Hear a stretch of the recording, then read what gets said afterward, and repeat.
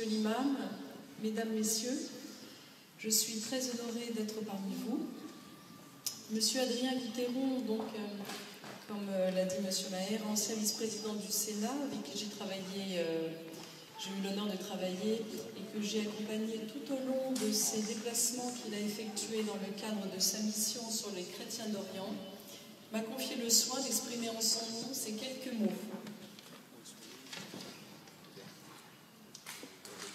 Monsieur le Président, Monsieur l'imam, Mesdames, Messieurs, je dois d'abord vous prier d'excuser mon absence. Je me faisais un devoir et cela aurait été une grande satisfaction de participer à cette manifestation.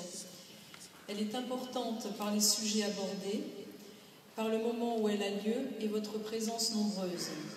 Une obligation impérieuse dans la commune dont je suis maire m'a empêché d'être des vôtres comme je l'avais prévu. Je veux d'abord rendre un hommage très chaleureux à Jean Maher et l'organisation franco-égyptienne pour les droits de l'homme.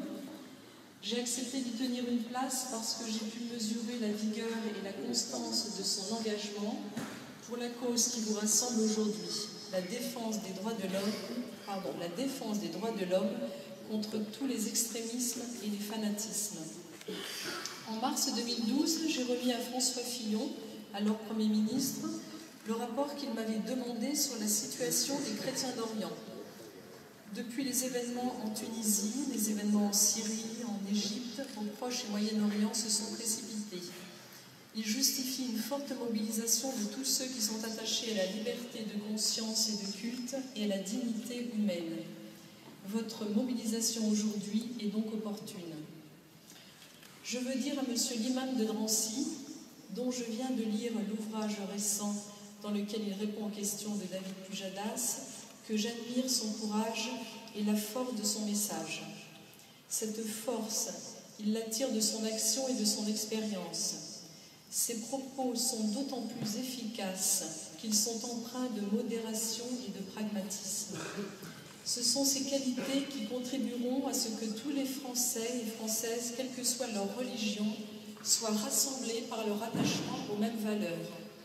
Et je veux dire ici que mon attachement à la laïcité n'est en rien contraire à son combat pour que soit établi cet islam de France dont il affirme la nécessité avec tant de force. Mesdames, Messieurs, je vous assure de ma fidélité dans votre combat. Voilà, signé Adrien Goutheyron. Je vous remercie de votre attention.